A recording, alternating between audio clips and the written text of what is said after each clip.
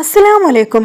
ഇന്ന് നമ്മൾ പഠിക്കാൻ പോകുന്നത് വളരെ പ്രധാനപ്പെട്ട ഒരു കാര്യമാണ്. അതിരാവിലെ അടുക്കളയിൽ കയറി ഭക്ഷണം പാചകം ചെയ്യുന്നവരാണ് നമ്മൾ സ്ത്രീകൾ. ആ സമയത്ത് നമ്മൾ ശ്രദ്ധിക്കേണ്ട ഒരു 9 ചെറിയ കാര്യങ്ങൾ.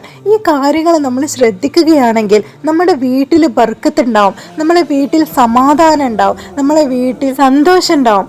അപ്പോൾ ഒരിക്കലും നമ്മൾ ഈ ഒരു കാര്യങ്ങൾ അറിയാതെ ഇരിക്കരുത്. തീർച്ചയായിട്ടും നമ്മൾ സ്ത്രീകൾ എല്ലാവരും അറിയണം. അപ്പോൾ അതെന്തൊക്കെയാണെന്ന് നോക്കുന്നതിന് മുന്നേ എൻ്റെ വീഡിയോ ആദ്യമായിട്ട് കാണുന്ന ആരെങ്കിലും ഉണ്ടെങ്കിൽ ഒന്ന് സബ്സ്ക്രൈബ് ചെയ്തിട്ടില്ലെങ്കിൽ ഒന്ന് സബ്സ്ക്രൈബ് ചെയ്യണേ. ഇഷ്ടപ്പെടുകയാണെങ്കിൽ ലൈക്ക് ചെയ്യാനും ഫാമിലിക്ക് ഫ്രണ്ട്സിന് ഷെയർ ചെയ്യാനും ജസ്റ്റ് എന്തെങ്കിലും അഭിപ്രായങ്ങൾ ഉണ്ടെങ്കിൽ കമൻറ്റ് ചെയ്യാനും ഇനി ഒന്നുമില്ലെങ്കിൽ ജസ്റ്റ് അൽഹംദുലില്ലാ എന്നെങ്കിലും കമൻറ്റിലൂടെ അറിയിക്കാനും മറക്കരുത്. ഒരു വീട്ടിലെ ഏറ്റവും പ്രധാനപ്പെട്ട ഒരു ഭാഗമാണ് അടുക്കള എന്നുള്ളത്. പഴയ കാലത്ത് ഉമ്മമാർ പറയായിരുന്നു, അടുക്കള നോക്കിയാൽ മതി ആ ഒരു വീട്ടിലെ സന്തോഷവും സമാധാനവും മനസ്സിലാവണം എന്നുണ്ടെങ്കിൽ എന്നുള്ളത്. അത് സത്യമായൊരു കാര്യം തന്നെയാണ്. നമ്മളെ അടുക്കള അത് ഏറ്റവും പ്രധാനപ്പെട്ട ഒരു ഭാഗമാണ് നമ്മുടെ വീടുകളിൽ. അടുക്കള ഉഷാറായാൽ ആ വീട്ടിലെ സന്തോഷം ഉണ്ടാവും, സമാധാനം ഉണ്ടാവും എന്നുള്ളതാണ്. ഇന്ന് ഞാൻ പറയാൻ പോകുന്നത് നമ്മൾ അടുക്കളയിലേക്ക് പ്രവേശിക്കുമ്പോൾ നമ്മൾ ശ്രദ്ധിക്കേണ്ട ഒരു 9 കാര്യത്തെക്കുറിച്ചാണ്. ഈ ഒരു 9 കാര്യം നമ്മൾ ശ്രദ്ധിക്കുകയാണെങ്കിൽ നമ്മുടെ വീട്ടിൽ സന്തോഷം ഉണ്ടാവും, സമാധാനം ഉണ്ടാവും, ഐക്യം ഉണ്ടാവും എന്നുള്ളതാണ്. അപ്പോൾ ഇനി വലിച്ചു നീട്ടുന്നില്ല, എന്തൊക്കെയാണ് ആ കാര്യങ്ങളെന്ന് നമുക്ക് നോക്കാം. ഒന്നാമത്തെ കാര്യം എന്ന് പറയുന്നത് നമ്മുടെ മനസ്സിലെ നിയ്യത്ത് തന്നെയാണ്. ഏതൊരു കാര്യം നമ്മൾ ചെയ്യുമ്പോഴും നമ്മുടെ മനസ്സിലെ നിയ്യത്തനുസരിച്ചിട്ടാണ് അല്ലാഹു സുബ്ഹാനല്ലാഹു തആല നമുക്ക് പ്രതിഫലം തരുന്നത്. ഏതൊരു കാര്യം നമ്മൾ ചെയ്യുകയാണെങ്കിലും ആ സമയത്ത് നമ്മുടെ നിയ്യത്ത് നല്ലതാണെങ്കിൽ അല്ലാഹു പ്രതിഫലം തരും. എന്നാൽ ഏതൊരു കാര്യം മോശം നിയ്യത്തിലൂടെയാണ് നമ്മൾ ചെയ്യുന്നത് എങ്കിൽ അല്ലാഹു നമുക്ക് പ്രതിഫലം നൽകില്ല.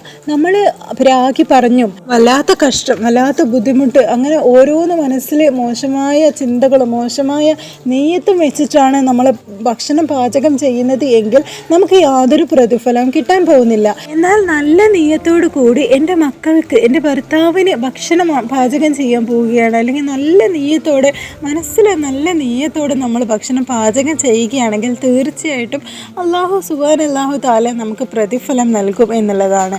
അപ്പോൾ ഈ ഒരു നിയ്യത്ത് അത് ഭക്ഷണം പാചകം ചെയ്യുന്നതിൽ മാത്രമല്ല കേട്ടോ, നമ്മൾ ഏതൊരു പ്രവൃത്തി നമ്മുടെ ജീവിതത്തിൽ ചെയ്യുകയാണെങ്കിലും നമ്മളെ നിയ്യത്ത് നല്ലത് വെക്കുക എന്നുണ്ടെങ്കിൽ തീർച്ചയായിട്ടും അല്ലാഹു സുബ്ഹാനല്ലാഹു തആല നമുക്ക് പ്രതിഫലം തരും എന്നുള്ളതാണ്. അതുപോലെ തന്നെ അല്ലാഹു സുബ്ഹാനല്ലാഹു തആല നമ്മുടെ കൽബിലേക്കാണ് നോക്കുന്നത്. അപ്പോൾ കൽബിലെ ആ ഒരു നിയ്യത്ത് നല്ലതാണെങ്കിൽ തീർച്ചയായിട്ടും നമ്മൾ ചെയ്യുന്ന ഓരോ കാര്യത്തിനും നമുക്ക് പ്രതിഫലം നൽകും. അപ്പോൾ ഇതാണ് ഒന്നാമത്തെ കാര്യം, നിയ്യത്ത് നന്നാക്കുക എന്നുള്ളത്. ഇനി രണ്ടാമത്തെ കാര്യം എന്താ നമുക്ക് നോക്കാം. നമ്മൾ അടുക്കളയിലേക്ക് പ്രവേശിക്കുമ്പോൾ ബിസ്മി ചൊല്ലണം എന്നുള്ളതാണ്. അത് അടുക്കളയിലേക്ക് പ്രവേശിക്കുമ്പോൾ മാത്രമല്ല, ഏതൊരു കാര്യം നമ്മൾ ചെയ്യുകയാണെങ്കിലും ബിസ്മി ചൊല്ലിയിട്ട് തുടങ്ങിയാൽ അതിൽ ബർക്കത്തുണ്ടാവും എന്നുള്ളത് മുഹമ്മദ് നബി സല്ലല്ലാഹു അലൈഹി വസല്ലം തങ്ങൾ നമുക്ക് പറഞ്ഞു തന്നിട്ടുള്ള കാര്യമാണ്. അതുപോലെ തന്നെ ബിസ്മി ചൊല്ലാതെ തുടങ്ങുന്ന ഏതൊരു കാര്യത്തിലും യാതൊരു ബർക്കത്തുണ്ടാവില്ല എന്നുള്ളതും നമ്മളെ നബി പഠിപ്പിച്ചു തന്നിട്ടുണ്ട്. അപ്പോൾ ഈ ഒരു കാര്യം ബിസ്മി ചൊല്ലിയിട്ട് അടുക്കളയിലേക്ക് കയറുക എന്നുള്ളത് വളരെ പ്രധാനപ്പെട്ട ഒരു കാര്യമാണ്. കാരണം നമ്മൾ തീർച്ചയായിട്ടും നമ്മൾ ഭക്ഷണം പാചകം ചെയ്യാനാണ് പോകുന്നത്. അപ്പോൾ തീർച്ചയായിട്ടും ആ ഒരു ഭക്ഷണത്തിൽ വിശാലത വേണം, ഭക്ഷണത്തിൽ ബർക്കത്ത് വേണം. ഒരിക്കലും ദാരിദ്ര്യം കൊണ്ട് നമ്മൾ വലയരുത്. എത്ര മനുഷ്യന്മാരാണല്ലേ നമ്മുടെ ലോകത്ത് ഒരുപാട് ദാരിദ്ര്യം കൊണ്ട് പ്രയാസപ്പെടുന്നവരും ഒരു നേരത്തെ ആഹാരം കിട്ടാൻ വേണ്ടി പ്രയാസപ്പെടുന്നവരൊക്കെ നമുക്ക് ചുറ്റുമുള്ളത്. തീർച്ചയായിട്ടും അപ്പോൾ നമ്മൾ ബിസ്മി ചൊല്ലിയിട്ട് വേണം അടുക്കളയിലേക്ക് പ്രവേശിക്കാൻ വേണ്ടിയിട്ട്. അല്ലാഹു നമുക്ക് ഭക്ഷണത്തിൽ വിശാലത ചെയ്യണം, നമുക്ക് ബർക്കത്ത് ചൊരിയണം. അപ്പോൾ തീർച്ചയായിട്ടും ഈ ഒരു ബിസ്മി ചൊല്ലാൻ ആരും മറന്നു പോകരുത്. ഈ ഒരു കാര്യങ്ങളൊക്കെ കുഞ്ഞു കുഞ്ഞു കാര്യങ്ങളാണ്. ഇതൊക്കെ നമ്മൾ ജസ്റ്റ് ഒന്ന് ഓർമ്മ വെച്ചാൽ മതി. നമ്മൾ 2-3 ദിവസം ഓർമ്മ വെച്ചൊന്ന് ചെയ്യുമ്പോഴേക്കും പിന്നെ നമുക്കത് ശീലമായിക്കോളും, പിന്നെ നമ്മളത് മറന്നു പോവില്ല. അപ്പോൾ ഈ കുഞ്ഞു കുഞ്ഞു കാര്യങ്ങൾ നമ്മൾ ശ്രദ്ധിക്കുകയാണെങ്കിൽ തീർച്ചയായിട്ടും നമ്മുടെ ജീവിതത്തിൽ വലിയ ബർക്കത്തും വലിയ സന്തോഷം ഉണ്ടാവും. ഇനി മൂന്നാമത്തെ കാര്യം എന്താണെന്നൊക്കെ നോക്കാം. മൂന്നാമത്തെ കാര്യം എന്ന് പറയുന്നത് നമ്മൾ അടുക്കളയിലേക്ക് പ്രവേശിക്കുമ്പോൾ, നമ്മൾ ഭക്ഷണം പാചകം ചെയ്യുമ്പോൾ തീർച്ചയായിട്ടും നമുക്ക് വൃത്തി വേണം നമ്മുടെ ശരീരത്തിന് എന്നുള്ളതാണ്. ഒരിക്കലും നമ്മളെ ശരീരത്തിൽ ചളിയും അതും ഇതൊക്കെ ആയിട്ട്, അല്ലെങ്കിൽ നമ്മൾ ജനാപത്തുകാരിയോ ഒക്കെ ആയിട്ട് ഒരിക്കലും നമ്മൾ ഭക്ഷണം പാചകം ചെയ്യരുത് എന്നുള്ളതാണ്. തീർച്ചയായിട്ടും നമ്മൾ ശരീരം വൃത്തിയാക്കി ശരീരം ശുദ്ധിയാക്കിയിട്ട് വേണം നമ്മൾ ഭക്ഷണം പാചകം ചെയ്യാൻ. കാരണം നമ്മൾ കഴിക്കാനുള്ള ഭക്ഷണമാണ് പാചകം ചെയ്യുന്നത്. അപ്പോൾ തീർച്ചയായിട്ടും നമുക്ക് വൃത്തി വേണം. പലരും ഉണ്ട് ശരീരത്ത് തീരെ വൃത്തിയില്ലാതെ ചളിയും മറ്റും ഒക്കെ ആയിട്ട് അങ്ങനെ ഭക്ഷണം പാചകം ചെയ്യുന്നവർ. ഒരിക്കലും അങ്ങനെ ചെയ്യാൻ വേണ്ടിയിട്ട് പാടില്ല. നമ്മൾ കഴിക്കുന്ന ഭക്ഷണമാണ് നമ്മൾ പാചകം ചെയ്യാൻ പോകുന്നത്. അപ്പോൾ തീർച്ചയായിട്ടും നമ്മുടെ ശരീരത്ത് വൃത്തി വേണം. നമ്മുടെ കൈയും ഒക്കെ നമ്മളെ മുടിയൊക്കെ നല്ല രീതിയിൽ കെട്ടി നല്ല വൃത്തിയോടെ വേണം നമ്മൾ ഭക്ഷണം പാചകം ചെയ്യാൻ വേണ്ടിയിട്ട്. ഇനി അടുത്ത കാര്യം എന്താ നമുക്ക് നോക്കാം. തീ കത്തിക്കുമ്പോൾ അത് അടുപ്പായാലും ഗ്യാസ് ആയാലും ഏത് തീയാണെങ്കിലും നമ്മൾ കത്തിക്കുമ്പോൾ ഔദു ബില്ലാഹി മിനശ് ശൈത്വാനിർ റജീം എന്ന് ചൊല്ലിയിട്ട് വേണം തീ കത്തിക്കാൻ വേണ്ടിയിട്ട്. കാരണം തീയ് ശൈത്താനിൽ നിന്നുള്ളതാണ്. അപ്പോൾ തീർച്ചയായിട്ടും നമ്മൾ അങ്ങനെ ചൊല്ലണം. ഒരാപത്തും ഉണ്ടാവാതിരിക്കാനും എല്ലാത്തിനും വേണ്ടിയിട്ടാണ്. അതുപോലെ തന്നെ ഒരിക്കലും മറന്നു പോകരുത് ഈ ഒരു കാര്യം. ഇനി അടുത്തൊരു കാര്യമാണ്, നമ്മൾ ഭക്ഷണം ആയിക്കോട്ടെ, നമ്മൾ എന്തൊരു കാര്യം നമ്മൾ ഉണ്ടാക്കി കഴിഞ്ഞാലും അത് പെട്ടെന്ന് മൂടി വെക്കുക എന്നുള്ളത്. എൻ്റെ വീഡിയോ കാണുന്ന സഹോദരിമാരൊക്കെ നല്ല രീതിയിൽ നീറ്റായിട്ട് കൈകാര്യം ചെയ്യുന്നവരാണെന്ന് എനിക്കറിയാം. എന്നാലും നമ്മൾ എപ്പോഴെങ്കിലും ചിലപ്പോൾ നമ്മൾ കുറച്ച് നേരത്തേക്ക് ചിലപ്പോൾ അങ്ങോട്ടും ഇങ്ങോട്ടും ഒക്കെ ഒന്ന് മാറിയേക്കാം. മൂടി വെക്കാതെ ഒരിക്കലും ചെയ്യരുത്. നമ്മൾ അത്രക്കും ശ്രദ്ധയോടെ വേണം നമ്മൾ കൈകാര്യം ചെയ്യാൻ വേണ്ടിയിട്ട് ഭക്ഷണത്തിൻ്റെ കാര്യത്തിൽ. കാരണം അത് ഈച്ചയോ കൊതുകോ എന്തെങ്കിലും അതിൽ വന്നിരുന്നാൽ നമുക്ക് പല രോഗങ്ങളും വരും. അപ്പോൾ തീർച്ചയായിട്ടും ഇത് ഗൗരവമായിട്ട് എടുത്തിട്ട് നമ്മൾ ശ്രദ്ധിക്കണം.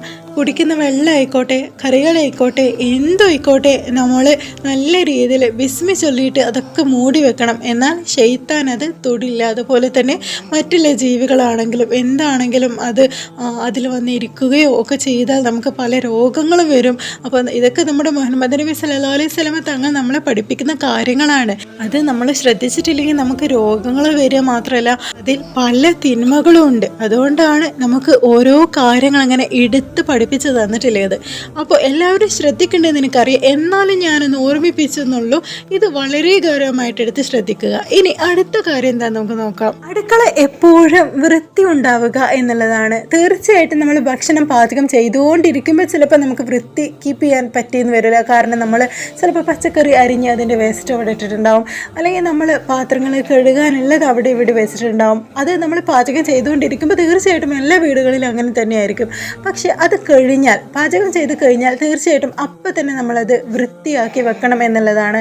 പലരും ഭക്ഷണം പാചകം ചെയ്ത് കഴിഞ്ഞാലും ആ അടുക്കള വൃത്തിയാക്കിയിട്ടില്ല എന്നുള്ളതാണ്. സിങ്കിൽ പാത്രങ്ങൾ ഇങ്ങനെ കൂട്ടിയിടും. അത് കഴുകാതെ തോന്നുന്ന സമയത്ത് എപ്പോഴെങ്കിലും കഴുകാം, മൂട് വരുന്ന സമയത്ത് കഴുകാം എന്ന് വിചാരിച്ച് കൂട്ടിയിടും.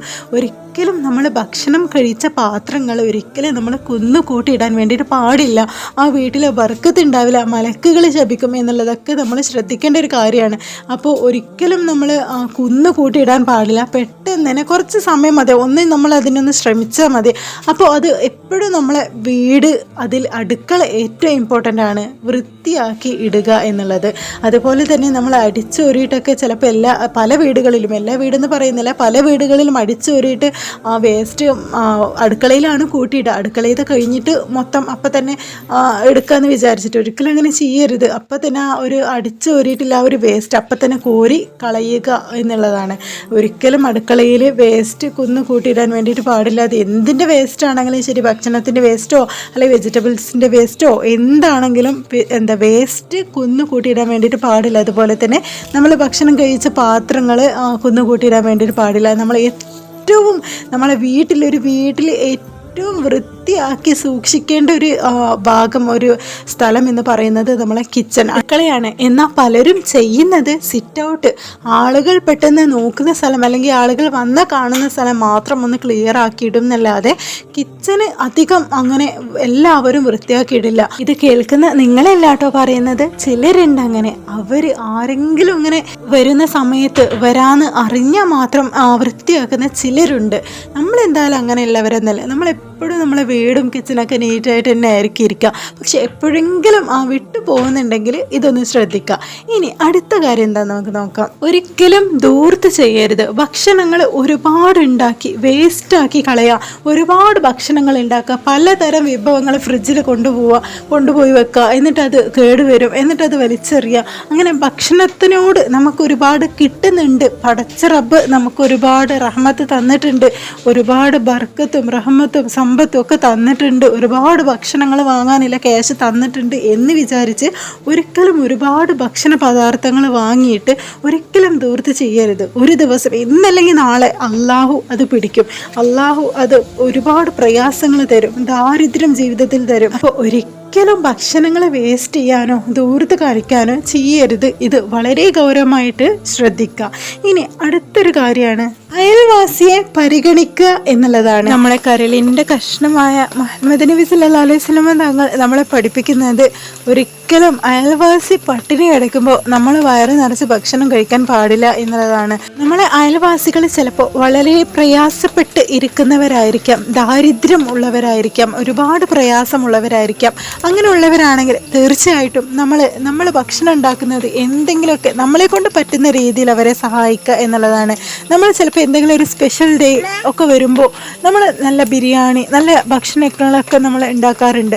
അപ്പോൾ നമ്മൾ അയൽവാസികൾക്കും അത് കൊടുക്കുക എന്നുള്ളതാണ്. പടച്ച റബ്ബ് തീർച്ചയായിട്ടും നമ്മളെ സമ്പത്ത് അത് അവർക്ക് കൊടുക്കുന്നത് കൊണ്ട് നമ്മളെ സമ്പത്ത് നഷ്ടപ്പെടുകയല്ല. സുബ്ഹാനല്ലാഹു തആല നിങ്ങളുടെ ആ സമ്പത്തിൽ ബർക്കത്ത് ചെയ്യും എന്നുള്ളതാണ്. അപ്പോൾ ഈ ഒരു കാര്യം ആരും മറന്നു പോകരുത്. നമ്മൾ അയൽവാസികളെ നമ്മളെ സ്നേഹിക്കണം, അയൽവാസികളെ നമ്മളെ സഹായിക്കണം എന്നുള്ളതാണ്. ഇനി അടുത്ത കാര്യം, രാവിലെ സുബഹി നിസ്കാരത്തിന് ശേഷം അടുക്കളയിലേക്ക് പ്രവേശിക്കുന്നതിന് മുന്നേ 3 പ്രാവശ്യം സൂറത്തുൽ ഖുറൈശ് പാരായണം ചെയ്യുക. തീർച്ചയായിട്ടും അന്നത്തെ ദിവസം നമുക്ക് ഭക്ഷണത്തിൽ ഉപ്പ് കൂടിയിട്ടുണ്ടോ, എരി കൂടിയിട്ടുണ്ടോ എന്നുള്ള സംശയങ്ങളോ എന്നുള്ള പ്രയാസങ്ങളോ ഒന്നും ഉണ്ടാവില്ല. സന്തോഷം സമാധാനത്തിൽ നമുക്ക് ജോലി ചെയ്യാൻ വേണ്ടിയിട്ട് സാധിക്കും എന്നുള്ളതാണ്. അതുപോലെ തന്നെ ഭക്ഷണം ഉണ്ടാക്കുമ്പോൾ ഒരിക്കലും ദിക്റുകളും സലാത്തുകളും ചൊല്ലരുതേ എന്ന് ആരും തന്നെ പറഞ്ഞിട്ടില്ല. നമുക്ക് നമ്മുടെ പണികളും നമ്മുടെ എല്ലാം കഴിഞ്ഞ് നമുക്ക് ഒരുപാട് ദിക്റുകളും സ്വലാത്തുകളും ചൊല്ലാനൊന്നും സമയം കിട്ടിക്കൊള്ളുന്നില്ല. കാരണം നമ്മൾ സ്ത്രീകൾക്ക് ഒരുപാട് കാര്യങ്ങൾ ഒരു ദിവസം ചെയ്യാൻ വേണ്ടിയിട്ടുണ്ട്.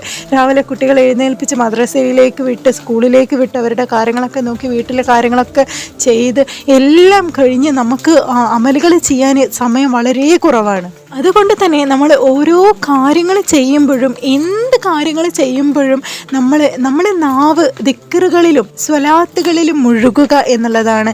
കാരണം എപ്പോഴാണ് നമ്മളെ മരണം എന്ന് നമുക്കറിയില്ല. നമ്മൾ ഈ ഒരു കാര്യങ്ങളൊക്കെ ഏതൊരു കാര്യം നമ്മൾ ചെയ്യുന്നതിലും പടച്ച റബ്ബ് നമുക്ക് പ്രതിഫലം നൽകുന്നുണ്ട്. നമ്മുടെ വീട്ടിൽ ഭർത്താവിന് വേണ്ടിയിട്ട് നമ്മളെ മക്കൾക്ക് വേണ്ടിയിട്ട് ചെയ്യുന്ന ഓരോ കാര്യത്തിനും നമ്മൾ നല്ല നിയത്തോടു കൂടി സന്തോഷത്തിൽ ചെയ്യുന്ന ഓരോ കാര്യത്തിനും സുബ്ഹാനല്ലാഹു തആല നമുക്ക് പ്രതിഫലം നൽകുന്നുണ്ട്, അത് ഉറപ്പാണ്.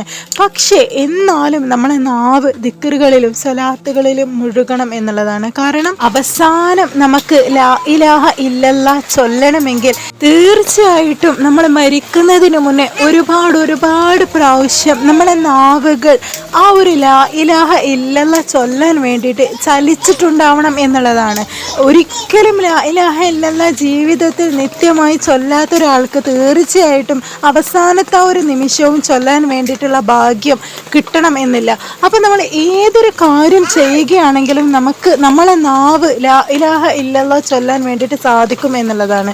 അപ്പോൾ ഈ ഒരു കാര്യം ആരും മറന്നു പോകരുത്. നമ്മുടെയൊക്കെ ആക്കിബത്ത് നന്നാവണം. നല്ല രീതിയിൽ, നല്ല സ്ഥലത്ത്, നല്ല സമയത്ത്, നല്ല സാഹചര്യത്തിൽ മരണപ്പെടാനുള്ള ഭാഗ്യം നമുക്ക് എല്ലാവർക്കും ഉണ്ടാവട്ടെ.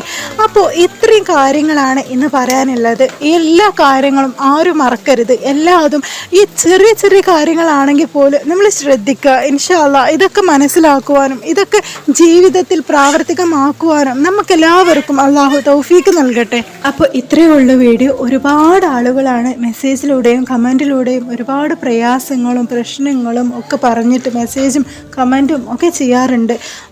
സുബ്ഹാനല്ലാഹു തആല നമ്മുടെ എല്ലാവരുടെയും എല്ലാ പ്രയാസങ്ങളും മാറ്റിത്തരട്ടെ. നല്ല സന്തോഷവും സമാധാനത്തിലുള്ള ഒരു നല്ലൊരു ജീവിതം നമുക്ക് എല്ലാവർക്കും നൽകട്ടെ. എല്ലാവർക്കും വേണ്ടിയും ആത്മാർത്ഥമായിട്ട് ഞാൻ ദുആ ചെയ്യുന്നുണ്ട്. അതുപോലെ തന്നെ എന്നെയും നിങ്ങളുടെ ദുആയിൽ ഉൾപ്പെടുത്തണം. ഒരുപാട് പ്രയാസങ്ങളുണ്ട്. ഇൻഷാ അല്ലാഹ് നമ്മുടെ ഒക്കെ പ്രയാസങ്ങൾ അല്ലാഹു മാറ്റി തരട്ടെ. ഇത്രയുള്ള വീഡിയോ. ഇതുവരെ എൻ്റെ ചാനൽ ഇനിയും സബ്സ്ക്രൈബ് ചെയ്യാൻ ആരെങ്കിലും ബാക്കിയുണ്ടെങ്കിൽ ഒന്ന് സബ്സ്ക്രൈബ് ചെയ്തൊന്ന് സപ്പോർട്ട് ചെയ്യുക. ഇഷ്ടപ്പെടുകയാണെങ്കിൽ ലൈക്ക് ചെയ്യാനും ഫാമിലിക്കും ഫ്രണ്ട്സിന് ഷെയർ ചെയ്യാനും എന്തെങ്കിലും അഭിപ്രായങ്ങൾ ഉണ്ടെങ്കിൽ കമൻറ്റ് ചെയ്യാനും മറക്കരുത്. ജസ്റ്റ് അൽഹംദുലില്ലാ എന്തെങ്കിലും കമൻറ്റിലൂടെ അറിയിക്കാനും മറക്കരുത്. അപ്പോൾ അടുത്ത വീഡിയോ ആയിട്ട് നമുക്ക് വീണ്ടും കാണാം. അസ്സലാമു അലൈക്കും.